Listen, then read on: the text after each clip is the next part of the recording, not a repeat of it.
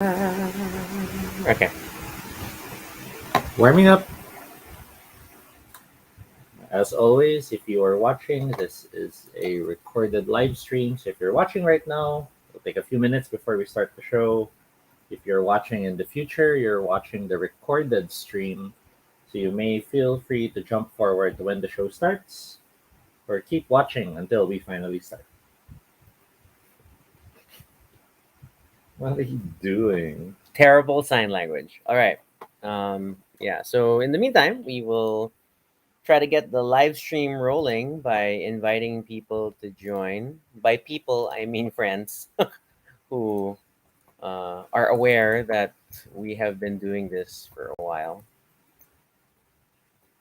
It's kind of bonkers when I think about it, how long we've been doing this. I mean, Mhm, like, it's also kind of bonkers how long the pandemic has been. mhm, But I think because I was recently skimming through your photos, I was trying to look for your pre-pandemic hair, and then of course I've tagged you in every single Baduy Pride video. mhm, So then it's like so many videos. It's like, oh my god. And then I was like scrolling, and then episode 100 something. Oh my god, I still have to scroll back. And then mhm. scrolling, and then it just wouldn't stop.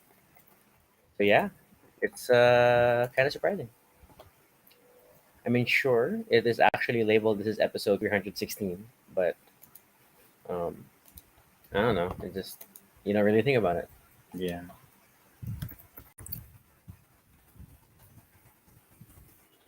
I don't see the link. Okay, I see it on YouTube. Oh, and if you are watching, know that we can't tell that you are there. So please feel free to send in a comment so we're alerted you're there and we can communicate with you. Yes, because that continues the seance nature of digital communications, right? Are you there? Can you hear me? Oh, look, the Restream logo has defaulted to the colors of the Ukrainian flag. I approve of this. So it's not a conscious thing we've done. It's something that Restream is doing for everyone, I assume. And I have no problems with this. Mm-hmm. No problems at all.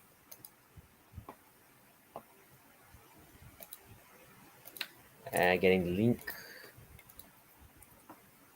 Then I assume this one count on YouTube. Yeah, on YouTube was you. Mm-hmm. I see two though, so I'm not sure who the other one is. Mystery. Yes, Could it be our friend from Jacksonville who just says hello every time? could be. That'd be cool though. Do say hello if you're there. That'd be fun.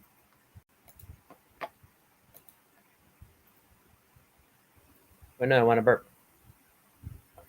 Okay, sharing it with our feed, which will most likely be followed by friends who are still working, so they'll just say, "Sorry, I can't watch yet." Yeah, it's okay. The joy of this being a live stream that is saved as a recording is that you can watch it at your most convenient time, Mm-hmm. um, as people like to say in the customer service industry. Uh, we're gonna mispronounce the name of the designer because I keep saying it wrong, and then I was listening to like the proper pronunciation a few times, but then I keep thinking of the way I normally pronounce it.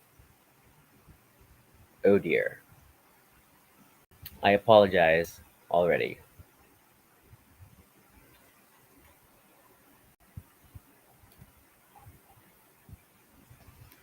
But yes, it's a board game day, and it's been quite a busy week already. Mm-hmm. Many things to do. I hope work is being kind to you, as kind as work can be. Oh, I can share in the solo group because there are a few rules to that. But it's like unofficial. Yeah, a number of them.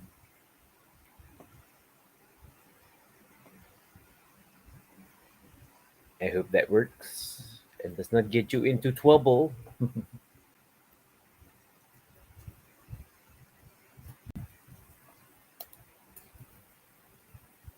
Oh, you know what's interesting is that when I look at, uh, sorry, we're still waiting to start a bit, just promoting and all that. But it's interesting me how We actually get a fair amount of traffic out of Board Game Geek, Mm-hmm. so that's interesting. Our way of contributing to the communal knowledge of that site. Mm-hmm. Although I'm sure people hate the fact that we don't properly show the components. Yes, we do not have a proper Set up for that. studio setup, We do multi-camera not setup. edit. We don't edit. It's all live. It's all real time, and it's all sharing what we think because we are not experts. We are not industry partners. We have not been paid to do this. We just want to do it and share why we like it. Hmm. I guess we should start the show. All right, I will get the ball rolling. We'll be right back after the intro, so don't go away.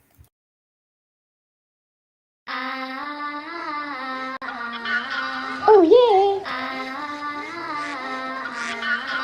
Really great!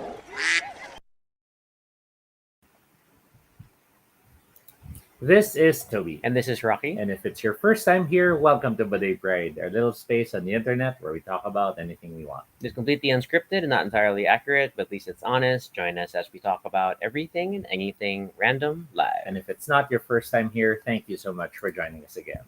This Tuesday, we're talking about one of the big games that started an addiction. Wow, the way you say it, though, it's very dangerous. But I guess that's a fair enough description. Mm-hmm. So this is Above and Below, published by Red Raven Games and designed by Ryan Laukat. Okay, I think that's close enough. Sorry. If I got that wrong, I apologize. I will practice more if we do a Laukat dedicated day because we already own a number of these games. Mm-hmm. But there's a bit of a story for this one because I think this is the first Laukat game that we distinctly remember playing, and then Yes. it made us conscious of who he is as a game designer. We noticed the art, we love the mechanics, and whenever we'd encounter more work that featured his art, we'd become curious. Yeah, And then eventually we started buying the smaller games first. and it was like the ones that came before this one. So there's like a life before Above and Below. Mhm. And then and it I think what's also interesting, a lot of them are just very different from each other. So yeah. So let's talk about Above and Below though. How Released- does this one work? Okay. So go. released in 2015, Above and Below has you and up to 4 other players build your newly found village above while exploring the caves and stories that uncover below. Sorry, and let's clarify the player count. So it's strictly 2 to 4, or are there solar options? Unofficially, there are a number of fan-made solo options available in Board Game Geek. Board Game Every- Geek is your friend. Some have written up more complicated, challenging solo rules. Others are simpler solo rules, which I guess depends on how you want to approach the game. Because the game, first and foremost, the main charm of the game is that there are stories that are waiting for you to explore. The game comes with a booklet that's filled with stories, and every time you play, you can unlock one of these stories. You can choose how you'll encounter this story, and you will find out what you get based on how you perform. And every time you play in the future, you might re encounter certain stories, but your setup might be different, so your encounter might be different as well. So I guess go through game mechanics. Yes. So the different mechanics the game has includes action points wherein you take the number of actions each time it's your round. Dice rolling is important because that then determines whether or not you succeed on certain things. Narrative choice is present because, as mentioned, there is a storybook, and in the stories, similar to choose your own adventure games of old, you get to choose from certain choices based on your existing, I guess you could say, villagers, Mm. and decide on whether you'll take a risk and gamble for certain things or take the safer spots. There's set collection, which is all about getting the right points by getting the resources and spreading them out on your board. There's trading because you can sell stuff or you can buy stuff from other players. It's funny. It just snuck in as a Mhm. mechanic. Yeah. And I guess, although it's written under the family paragraph, it's all about building your tableau. Each player That's has their true. own board, and on their board, they get to explore caverns, which then create spots where they can build outposts. And through these outposts, they can form a nice functioning engine that allows them to do more. I guess before we like deep dive into like how we feel about it, I just remember like when we first played, it was one of the first modern board games I encountered with that sort of adventure book, storybook Yes. element, which basically it's a whole book full of numbered prompts, Mhm. and then you always need another player to read it for you, so you don't see sort of the Yes. ending because you'll have to choose one option A or option B based on what you rolled, and it's just fun because then later on we encountered a number of other games that have it, and Mhm. we'll probably compare above and below to some degree to those games, and we can bring it up again later. But Mhm. it just stood out to me, and that's why I keep thinking of this as a story game or a narrative game. But when you look at all the game mechanics, the action points, the dice rolling, the tableau building, it's not just a story game. So yeah, The box. does Our not come with this case. our set came with a case because we got it secondhand from another seller. So they nicely have the case to keep things organized. But the box, even without the case, is filled with so many goodies. You have, of course, different cards, and the cards represent the different outposts to build, the different caverns you can explore, as well as the different villagers you can We have to warn you, some recruit. expansions are in this box. But then you have, of course, the player boards. The player boards are nice, thick cardboard boards which have you have sections on where you place certain We have things. to talk about this design in The a bit. board nicely tries to help guide your eyes as you go through it. There's the main board, which then represents the turn order, the market for the villagers, as well as little reminders for what resources are available in the game. Um, and then beyond that, you have, of course, your rule book, which tells you how to play. You have your encounter book, And it's spiral bound. which is all the different Well, ring stories that bound, you yeah. can uncover. And these, I believe, are expansion stuff. Expansiony things. Yeah, yeah, yeah. Then you have the Many tokens. loose items. Ooh, there. So you have everything from dice to tokens for money. They stuck the it's cardboard, which again was not so bad. Tokens for other things, everything Cider. from cider to the many different resources because there's around 12 of them all in all. Oh, nine. Yeah, was it only nine? I Yeah, remember. there's also expansion, so Yeah. let's not look too Okay. deeply. There's the wooden pegs. There's other small tokens as well as special characters to uncover. There's a lot. There's a lot going on in this box. Mhm. Yeah, and if you're familiar with any other Locket games, then it features all of his usual art, which is a very distinct visual style that stands out. Mm. Um, and then it like to some degree makes you automatically assume all of his games are in the same story universe. Or even you find yourself wrongly though, assuming they're all compatible because they Yes, all look because they're like they're not. one art style. You cannot play Megaland to jump into above and below or things like that. But hey, it's a game. So, okay. Yeah, but there, look at that gorgeous art. I love his art style. I love the It's very evocative. yeah. And then he has these weird anthropomorphic things. So he has the frog people and the cat people and the I mean, they're humanoid with animal heads and related limbs. So yes. Um so in above and below, you have a certain number of actions that you can take. And the player board, I guess we can grab one, apart from its many functions, tries to remind you of what those actions are. Your mileage may vary because it's these white icons on top that act as reminders of what you can do. But the player board itself is this empty field that actually represents the different states of your villagers as you get them. The biggest space here on the left side of the board is where it's like your ready area. This place, which is marked with the moon, and notice the trees act as a border. The Mhm. moon is the exhausted area, and then when you have a little cross, it means that they are injured Yes. or wounded. Okay. Characters come in these small tokens which have beautiful portraits painted on them. At the top, we have the little iconography, which is the type of dice and the lanterns or successes they get depending on the dice roll. Hmm. And then in some cases, it includes as well icons like here you have the hammer. Oh, I did not get one with a feather. Oops. With a quill. Yeah, there. And you have this one with a quill. because those then matter depending on the stories you're going through or the actions you want to take. Mm-hmm. Because your people act as your action point movers. If you have, for example, this guy with the quill, then I can take the action to hire new people because that requires a guy with a quill. I There's a cannot take that action to build something because because this guy doesn't know how to build. As you look closely, there's a quill icon and a hammer icon beside some of these actions. Okay. There are some characters later that show up that have special iconography. This one, for example, is one of those that costs you a torch.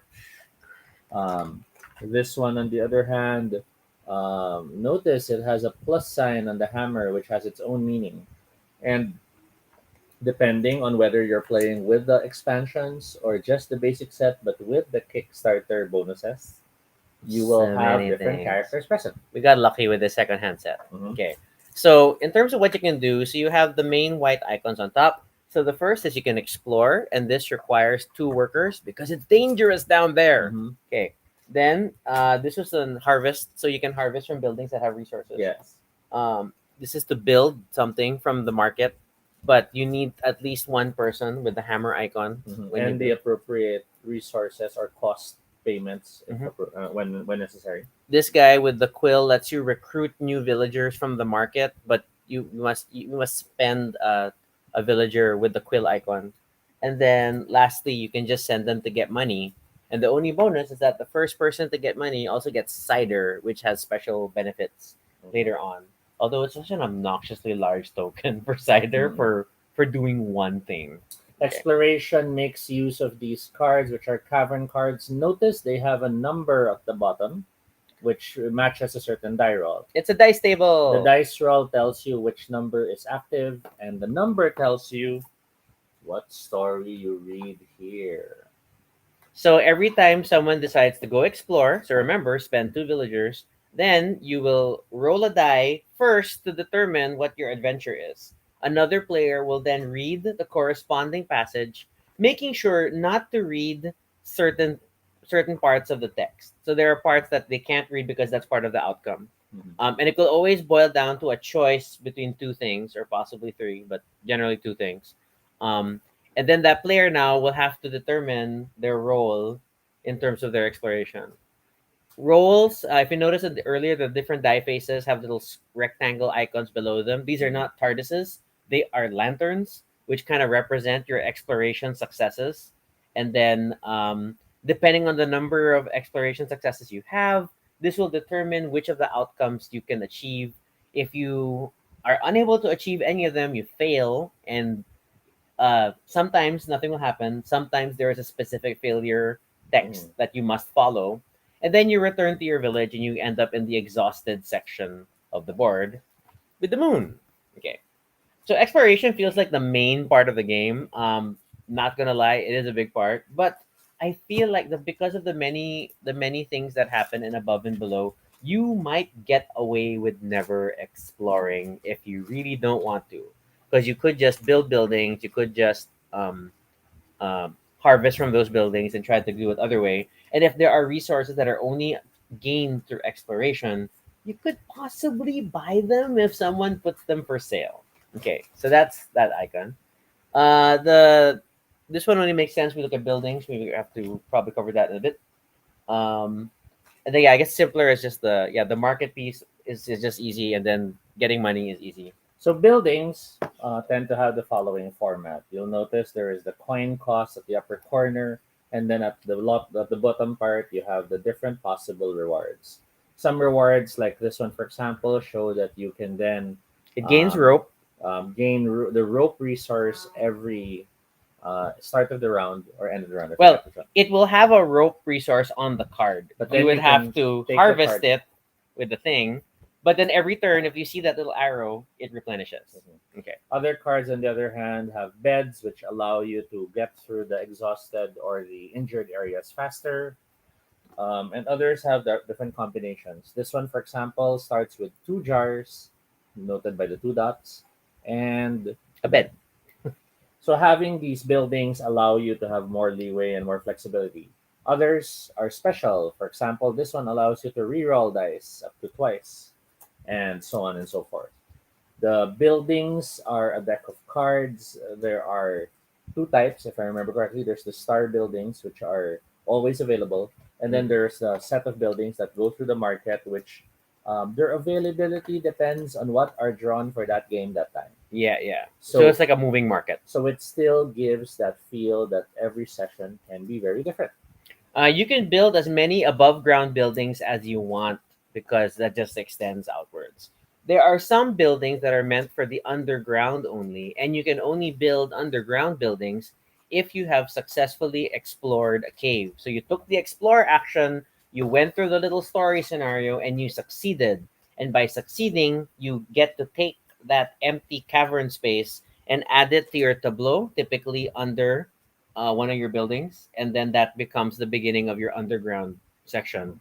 And then you can cover that with an underground building later on by taking the build So action. some examples of those include these. There, notice the art is notably underground, higher costs, and they also offer the opportunities for some of the other resources. In this case, gems and mushrooms. Mushrooms. Okay, so that kind of covers buildings, and then all those buildings that have sort of resources on them, that's what you harvest. So Hmm. even if it has the arrow, it doesn't mean you automatically get it. Someone has to go fetch it off the building and add it to your supply. Now, the resources are important. There's a wide range of resources present. And the main reason they're there is because of this area below. Starting at 4 money as income each round, every resource that you add to your stockpiles here increases your income per round And as your well victory as the points. end game points for each token. However, it is unique types of resources. It is not quantity. So the moment you put down a mushroom in the first slot, any future mushrooms you want to add We'll go only to go that to that slot. first slot. And if you notice carefully, the point values increase as you go further away from the track. So if you've been collecting lots of mushrooms, you might want to try to hold on to them and not put them in here until you fill these other stuff with other resources. So your mushrooms can be 3 points apiece rather than one. Yeah, and that's the tricky that multiplier Mhm. element. And then of course it increases your income in the game, which it's nice to have more money in the game. So it's that challenge of do you stuff those resources in early so you're earning money faster and you can buy more buildings faster, or do you hold on to them, maybe sell one or two to other players because whenever you sell, it's a minimum of 3 coins or more in hopes of getting the money you need. And be careful though, because sometimes you might need an item in an explore adventure. Mhm. And randomly, it's like, do you also have a blank? And oh no, I put them all in my tableau, and it's not gonna happen. So, something to think about in playing this game. Okay. Um. Um. And that's like most of the game, because really it's a question of how are you going to score points. Are you going to Mhm. score points by stockpiling goods? Are you going to score points by building buildings with more point values at the end of the game? Are you going to score points by exploring and getting more resources that could be used for different things?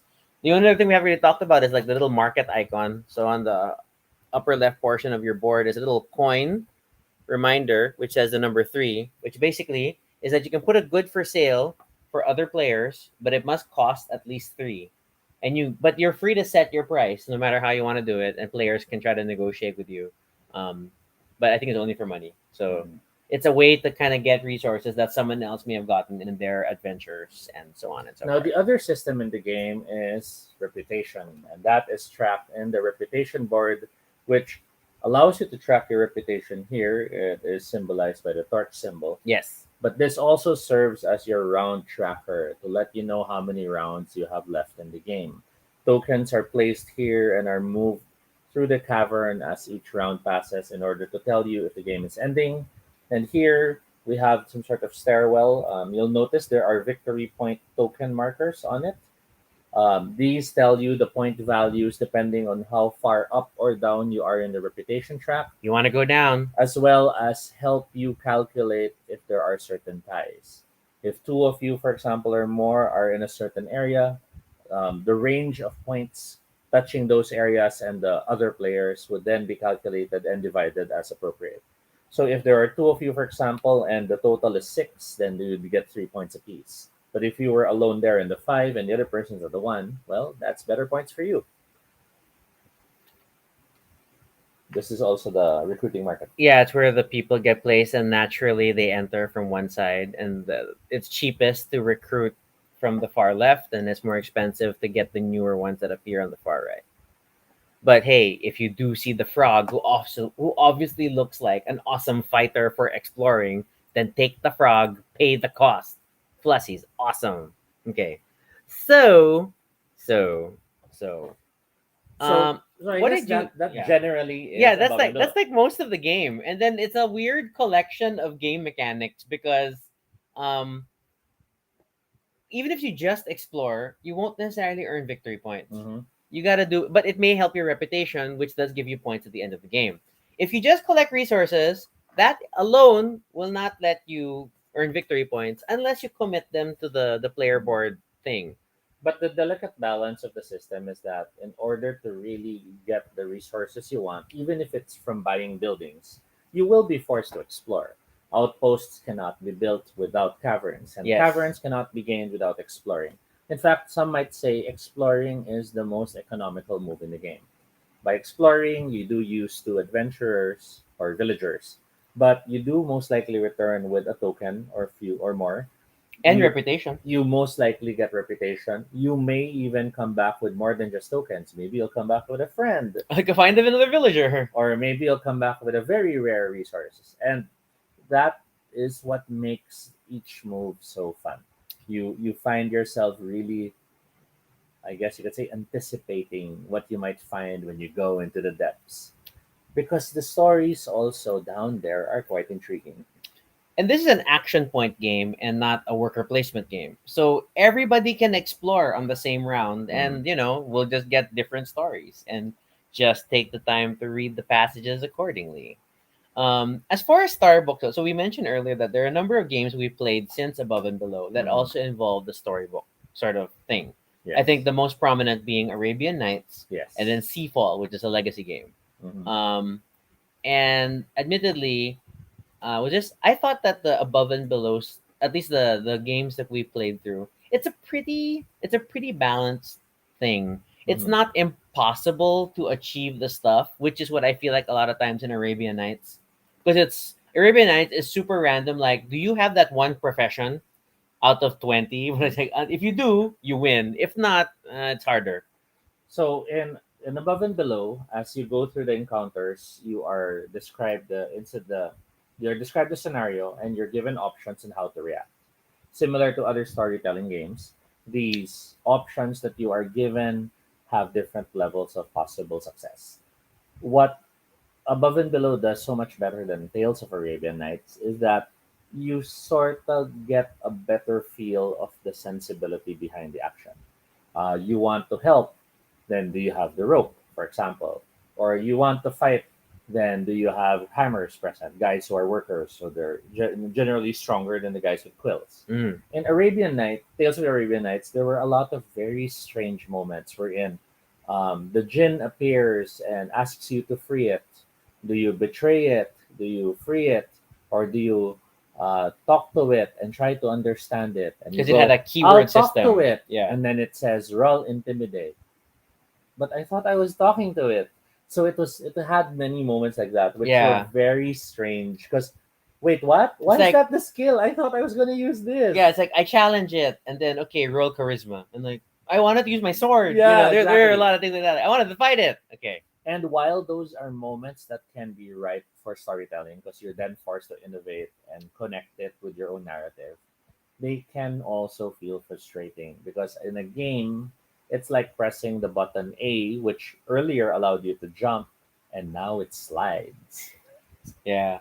And then if you think about Seafall's okay thematically, but Mm, it's like it doesn't really build a super great ongoing story because it can be raining on this island one moment, it's yes. super wintry the next, and then you're running away from ghosts or Mm. zombie pirates, and then it gets kind of random at times, and it doesn't match where you are, or at least it feels like it doesn't match where you are. So And in something. many ways, that is the price for games that you want to be replayable at quote unquote an infinite number of times. Mm. The randomization of these story elements. Robinson Crusoe, for example, has story decks, and you prepare these decks before the game starts, thus giving you a possibly random collection of things you go through. But then that also means you might have a scenario where you're struggling to find water because you're trapped in the island. But then you'll have scenes wherein it rained and there was a typhoon. Why am I still having this water problem? Or And it snowed the night before, Yeah. so even didn't any of that snow become water for so me? so it leads to moments like that, which sadly you really can't avoid unless you're working on a digital medium that can quickly identify these cards are marked out because they have these elements.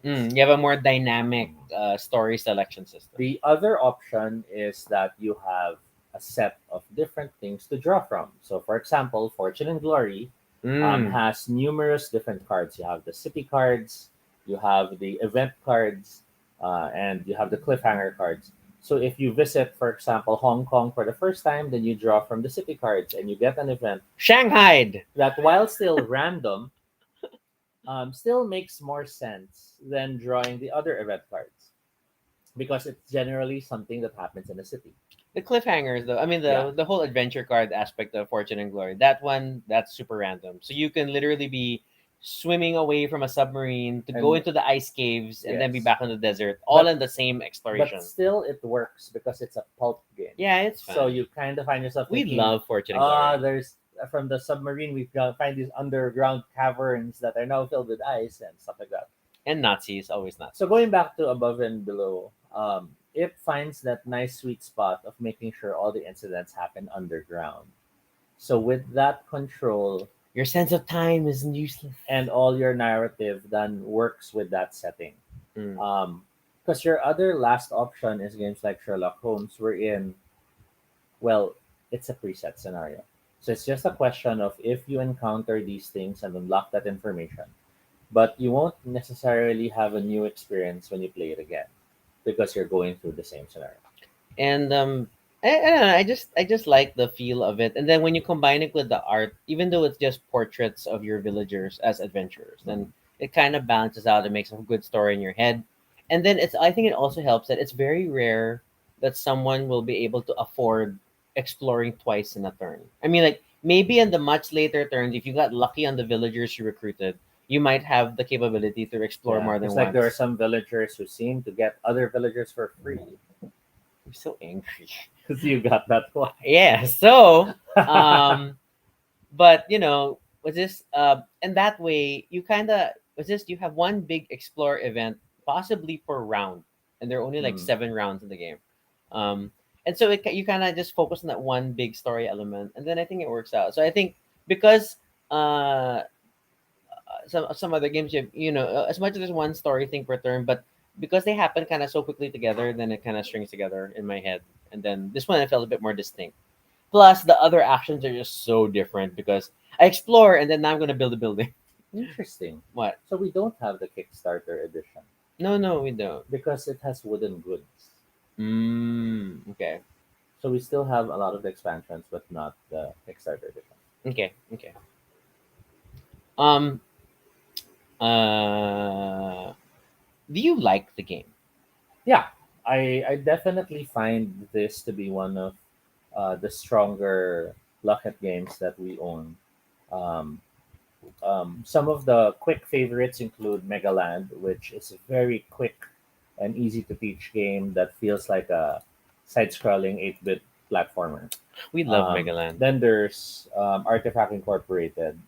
which is like a good tight little Yeah, it's a good small box push adventure. your luck mechanic with dice rolls. I hate dice rolls, but somehow it still kind of works well because you can map it out to make the dice work for you, or make them useless and just use them as tokens to get certain things. 8 Minute Empire is this annoyingly quote unquote sprawling area control game that is such a tiny box And does fit in an 8-minute session. It does, and that I think that's what amazes and frustrates me. And I don't like area control very much. It's one of the mechanics I have a bigger challenge with. But 8 minute works out, and these are all very diverse, you know, game themes that Lockhart has explored. But Above and Below is like unique in itself. I like it. I definitely like it. I'm glad we finally have a copy. Mhm. But then I will also be the first to admit it's not the easiest game Mhm. because the path to victory feel a little convoluted. Yes. Because again, like I mentioned earlier, it's like exploring in itself is not enough to give you points, but maybe if your reputation moves, then it does. Earning resources, not enough to win you points unless you put them there or do other things with them. And even just building buildings, you could build buildings that don't give you points. You know that's there's a difference. You still need to make sure that you get buildings that make sense, and so there are a lot of decisions you have to make, and it's not always intuitive. And then to have still a dice mechanic in the middle of it can get frustrating because it feels Euro, but it's not quite Euro Mm. because the dice keeps things random. But I think that nicely captures the exploration, so I can't really fault it. So these are not like complaints. They're minor gripes. Mhm. They are this is the was this is what my brain goes through every time we play this game. I'm like, okay, what am I gonna do now? What am I I gonna do think now? I think um my thoughts on why you feel that gripe is that I'm playing against you no, that too. Um, because you win our but above and below I think games. it's because the story and encounters could be more forgiving That's because it true. never feels good to go through something and when you exit you lose reputation and you had to pay this. Yeah, Whereas and then they're injured. yeah, whereas you already feel like I invested two people and then I had to do that. So it was a lot of things I did and then because my dice roll was sucky, it went bad. So Yeah, I that's think true. that should have been more forgiving because if they remove the dice roll mechanic completely, then the unpredictability of choice is lost, which is sad. But if they were kinder with the negative effect, then can give Lords of Waterdeep a run for its money. Mm. In the Or sense that in Lords of Waterdeep, what's beautiful in how they designed that system was, despite only starting with two agents at first, there are cards that will allow you to bend those rules later. Now you mm. can recover agents. Now you get extra actions, and quote unquote, and because the even just buildings you Waterdeep built, Harbor. others are using it for you. Mm-mm. Yes, there's that spot that allows you to do a second move after your first move. And then lastly, and it's one of the invisible extra moves you get in Lords of Waterdeep, is when you get benefits from others, even if you did nothing. So, for example, Mm. I do this action, but oh, I'm supposed to give someone else a cube. Here, you have a cube, Rocky. Yeah. That's an action you had for free that people don't really notice. Mm-mm. So in Lords of Waterdeep, despite only having two agents for the most of the game and then later more three, you actually have so many more actions. That's true. Here, you never feel you have extra You never actions feel you have enough. because you only have your people. It takes an action to get more people, And and then then they if you use them all, they get they injured. get They have injured, to heal. exhausted. Then they need beds, and I need actions to build buildings with beds.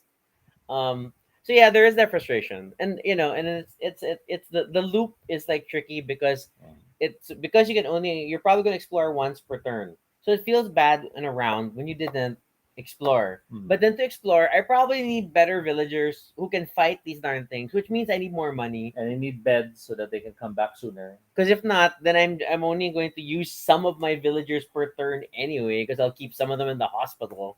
So it's tight. I understand. I can't really complain about the challenge that the game was designed to provide.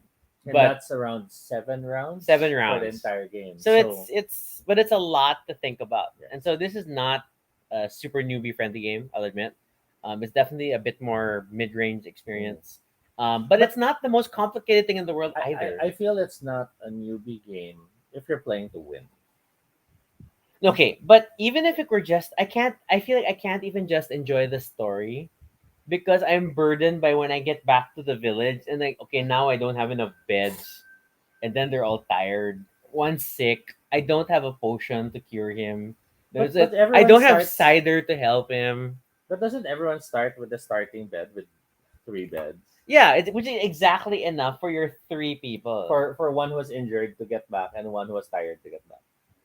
But no, you can't even do a double jump. If he's Yes, injured, you can you only need the move to potion. exhausted. You need the You potion need for a the double potion jump. if you're gonna do two moves in the same turn. So then it's like it's not good. It's stuck. It's stuck. So there's the excitement of the adventure, and then the adventure may go well, but then if you use crappy people, then it may not. Mhm. And and that's like the so I that's why it on the surface, I remember it as being, I love this as a narrative. It's a fun little story game. And then I remember the mechanics and like, okay, it's not just a story game. I really have to think. I have to really map out who are my villagers and all these things. And yeah, so it's it's a tricky game. It's also why it took us a while to get the copy of this game. Like we enjoyed playing it, but there was like I don't know because I think half the time I first played, at least I first played it when I know we played together, but when I was in terms of what was going through my head was that I had a challenge and then like I didn't quite get the point of what I was doing. If I remember correctly, because only later on that okay, these are the actions that get me points, and then now I know this is why I'm doing this because I want to do this. I found this one to be an easier mental experience than City of Iron. Yeah, City of Iron, which is by the same designer. And still looks brilliant, still looks I beautifully love the drawn. art in City of Iron. That one feels less clear because again it's resource generation and it's trying to manipulate the market to have the most points for the resources you own, but it does feel more abstract. Whereas here, oh, I have these people and these people are doing that. There's a clearer story Yes. that guides the game, and that's pretty consistent. So that's not bad. That's not bad at all. But yeah, but it's not as straightforward as Megaland. Mm. Megaland, I get it. We are pretty much in a video game. Megaland, we are yelling while we're playing. Can I jump? Boom. Diba? What was the word we say when we're not leaving? Was it In. press? In. Yes, we yell in. Are you in? Because are you out or are you in? Yes. I forget we've talked about. I think we haven't talked about Megaland Not yet. in Baduy Pride. Because I think it's our first Laukat game we've discussed. Well, that's a super light game, super fun. And it's easier to get into because the objective is so much more straightforward. Um, but especially this game still has a special place in my heart. It is a complex puzzle with a dice mechanic, which we're always like mixed feelings about the randomness of a dice mechanic.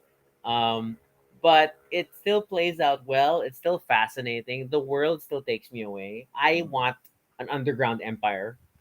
I will persist and explore because I want to build outposts, which are the underground buildings because they're cooler. Okay, so yeah, and that's why we keep playing this game. Um, this is now part of a series of games in a related like story setting. It's not like directly. It's not like super connected. Like above and below connects into the other, but they're all part of like the same story ish structure universe, which is followed by Near and Far, and then now the latest one, Now and Then or something. Yeah. So um, things to consider. These other games are not considered expansions of this game. They're Yeah. just related, but not quite that. I've always same. wondered why the term is integrates with. And I keep hoping that they Mm. will eventually release rules that allow you to play with the different sets together. Yeah, something like that. Because supposedly, Century Spice Road and I forgot the other one. Century Spice Golem. No, Golem was just a reskin. Yeah, yeah. But the Eastern, I think it was Eastern Shores or something. The different games do integrate, wherein you could play one and then carry over to the second game and combine the points and stuff.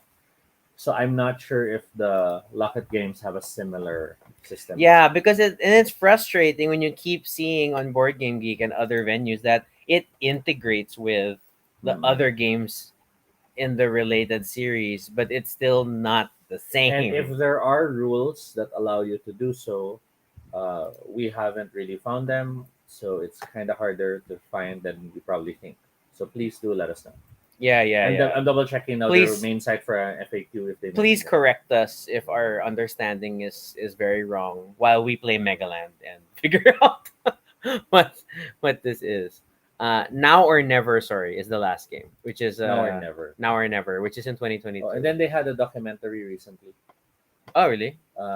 Yeah, if you search, I think they kickstarted fundraising for their For a docu. Yeah. Yeah. I remember seeing that. Okay. Okay. See, it's not even in their FAQ. Why do you say integrate? What does that mean? Or at least why does Board Game Geek classify them as integrates with? I mean, like, Or if is we it could this? Is it because they're the same universe, even if they're not played together? something. But if that's the case, then all the Marvel games should be integrates with. Confused. Okay. Do you have tips for playing above and below? Um, Grab villagers as early as you can. Unlike most Euro games where extra tokens mean I have to feed them, That's true. there is no reason not to get more villagers in this game. Um, you don't even need to make sure they're all healthy. So, That's true. You can keep them in bed. As long as you have money, you can get more. and a villager you grab is one less the opponents can use. And then So, like I would map out. Make sure you map out the villagers based on what you want to do. Like, yes. are you having challenges building buildings? Then maybe you need more people with hammers. Are Mhm. you having challenges with your adventures? Then I guess you need to look for villagers who give you more lanterns for lower dice values. Hey, Mhm. Mitch, thanks for joining. Um, and things of that nature, you know. And then so like my first action is rare. I will never adventure. I will never explore as the very first thing I do in a round. If there's a chance I can get a villager who can improve my explore chances, I will get the villager first if I can afford him. But that's me. Other tips, Toby? Um, Pay attention to the resources. The moment you have something that has a rare resource, grab it Mm, because even if you don't need it, you can sell it. So if you're the only one with a gem and someone really wants the gem, sell it for 5, 10 coins. Squeeze them for what they have because they will counter offer. But as long as you get more than three, you're a happy boy. Mitch says she likes the adventure part, does not like ready. With dealing with do you have enough beds to make people ready? And then she also feels that 7 rounds is not enough.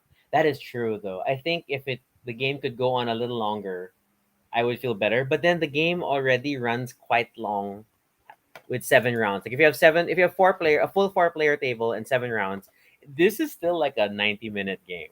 Mhm. It's quite long because the more people you recruit, the more actions you get, and so that can potentially extend the game more than you expect. Now, the website does share modular expanded edition rules. For example, there is expanded edition villagers. There are 7 that can be added. There are different quest tokens that can be in the reputation board. As soon as someone fulfills the requirements, they can take it. There are tool tokens that allow you to start with them. And, well, the first one to explore gets one of them, and this gives you certain bonuses.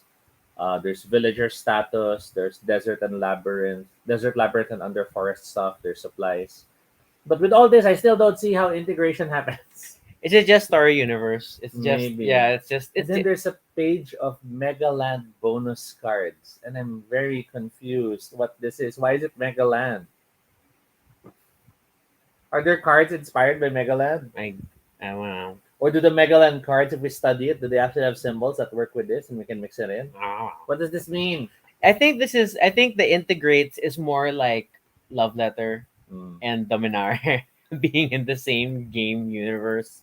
What was that called? Tempest, the city state of Tempest. yeah, Yeah. Tempest. So maybe it's like that. So like, I guess look for Dominar and then see if it integrates with other games. That's my test for this. No, it's just It doesn't family. integrate, and It's it was set in meant to be. Tempest. Why do Locket games say they integrate with one What does another? integrate mean? Okay, okay, that's gonna be our mystery. We're gonna be studying the I'm BGG double forums for a checking the while. glossary of Integrate. of Board Game Geek. It doesn't have. It only has IRL. And I'm now checking the FAQ just in case they use the word integrate. I'm searching. Search integrate. Okay, so in terms of above and below, getting kind of back on topic. as we wrap things up Mhm. is that okay, in terms of official expansions are mainly just special cards and smaller systems. So there are things like the Groves cards that add additional things to do. There's a bunch of there's the Desert Labyrinth and Underforest Adventure Encounter book, which just gives you more stories to Yes. explore. And then they're just like secret character tiles or bonus character tiles that kind of change things. Whoop.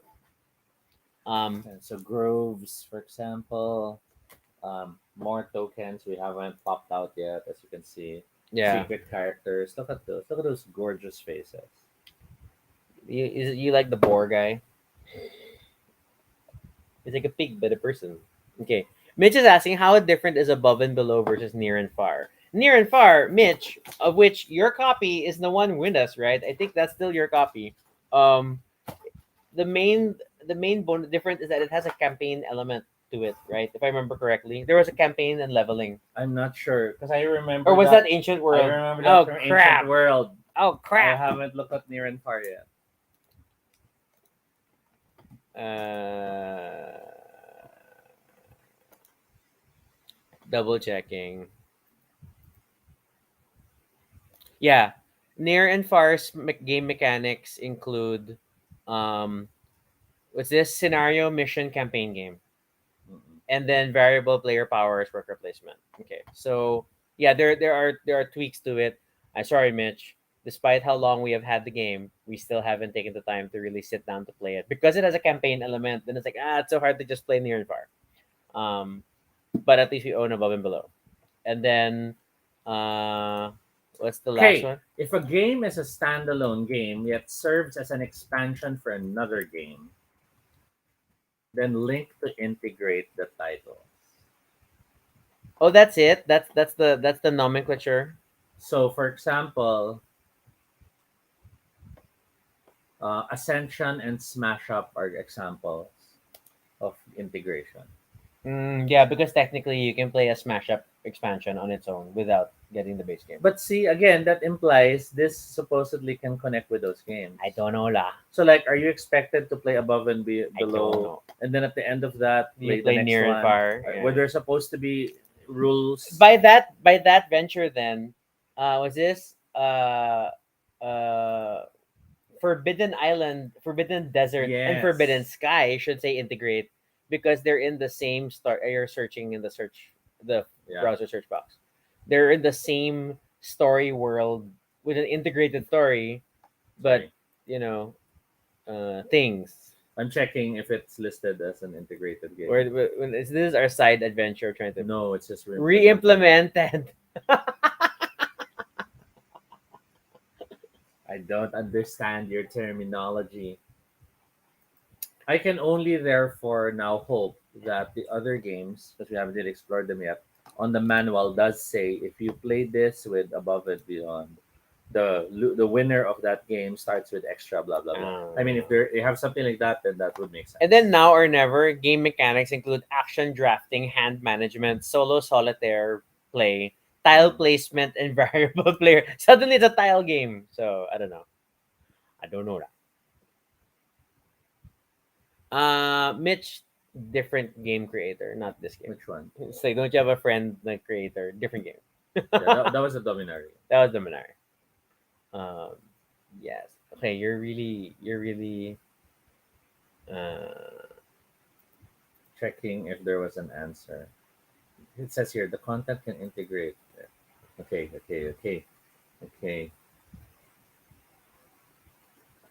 Two, two, two. the word integrate only appears three Okay, times. here. For Islebound, on the reverse side of the crew tokens are the same characters, but with above and below stats or skills. Okay, So there that's are cute. components that you flip over and can be used here. Mm. Okay, now it makes sense. That's why they integrate. Which is why, like, if you look at the expansions for above and below, it includes cards that can be played for near or far. Mhm. The bounty hunter character Which tiles. tells me this has cards that if you flip over can work with Megaland. because of that The earlier Megaland manual that rule. was saying the Megaland expansion. Okay. Okay lang. I accept this plausible explanation. All right. I'm happy we answered the question before the episode ended. The episode would not end until you answer the question. It's kind of chicken and egg there. Okay. That's true. That's Last true. thoughts on above and below. I still wait for the chance to be able to play a lot of the games. We just have so many things on our plate, so we're rarely able to do so. But we have Ancient World, Near and Far, waiting. One of the biggest, most hyped up. I use the word hype only because I'm not certain yet if it's valid. Um, Popular games of his now is Sleeping Gods, We don't have a copy and yet. and it's not just we don't have a copy; it's very hard to find. Yeah. Everyone is talking about how it's Out of print or out of print whatever. and all that, and At least out of stock. I should have gotten it when I saw it, but I was telling myself not to because we haven't played the other games yet. So it's similar in the Vital area of I think we can stop buying more of the games until we play more of them. Because That hasn't stopped you from because buying them. well, if it's available second hand, I'll just dive in. If someone second hand sells Sleeping God, I'm gonna jump in. But yeah, Mitch was asking beginner game. We answered this question earlier. We do not think it is a super beginner game. The game mechanics are a lot to juggle. but I am not against it being a beginner game if you're not playing to win. Mm. Because it still has that, oh, I can get that, then, oh, I'll find out what happens to the book. It has a nice feeling. Yeah, You'll probably just play terribly, but it's a nice feeling. and I still feel more satisfied with the story element here than the Tales of the Arabian Nights, because Arabian Nights, it'll always be like, I do this is the scenario, I do this, and then Yes. it's always Okay, we're doing a thumbnail. Last thoughts on Above and Below. Um, if there, I'm bothered. It's tilted with respect to the camera, but Yeah. not us. and I think it's also because of the There are many things in the the lights box. there. Ah, look at Yeah. that. So And the like box. I feel like if we do no, like we have to hold it like this. Okay, Netflix, contact them. We need a a Laukat based series. what is the name of that location? R3. Ours are the Yeah, bear. we need that to be a show series Mm. because I want to see those frog people. It's always the frog people. Sometimes the cat, but really we're in it for the frog. Yes. All right, we're gonna do a thumbnail. Thumbnail. I don't know what I'm trying to convey. I don't know either, but one thing's for sure: this is a game we love, and we're very happy we own it. You guys should try it too. Yep. And then, but you gotta be warned. You rarely own just one Lockout game. And they don't fit in the box. No, that's because someone put a case in No, it. even without that. No, the case is really big. Go. It's Yeah. if you take this, if you take this out, it closes. This is just way too tall. But it came with the thing. It came with the second-hand edition that we got. All right, I guess that's it. That's our episode for today. Thursday, we will be talking about GMing, because this week, at the end of this week, is International GM Day or GM Appreciation Day. yes. So yeah, and that's also sort of why we did Above and Below, because I wanted a board game that was a bit more narrative and it had that feel. And the adventure, the encounter book is your GM for this game. And then at the same time, war is bad. War is terrible. There are many options to try to help out if you want. I forgot the name. 11 Studio? Studio 11. The creators of this war of mine are doing fundraisers for their game. So you might want to go there and grab copies of their game on Steam in order to help support. If you're supporting crowdfunding events like the current Game Found campaign for Yes. 51st State Ultimate Edition, there is an optional 10 euro pledge that you can add on that donates the proceeds to a Ukrainian foundation. And then there are many other options as well. Both you can find them on Twitter or on Itch, where people are doing their own movements to try to help send funds or to help support creators who are currently living or working in the said area, if not near the said areas. Or if it is to be believed, there are hackers that are trying to hack Russia together in the name of the Ukraine. I don't know. That's a great thing. Ultimately, support where you feel you can. If you Where your don't skills want support. to, think about why you don't. But that's our show. Ooh. Maybe you need to go below. Okay. So for questions or suggestions for future episodes, you can fill out the Google form at bit.ly Baduy Pride Ideas. You can follow us on Twitter, Altobi No Shade, RG Suniko. You can also check out our blog, baduypride.com, for the previous episodes and stuff about us. Feel free to continue the conversation in the comments below. Have you played Above and Below? Have you played a Laukat game? And are you surprised at how different this one is? That surprises me a lot too. And be sure to subscribe for notifications, whether on Facebook or YouTube, so you don't miss our next live stream. Once again, I'm Rocky. And I'm Toby. And this is Baduy Pride. Good night, everyone.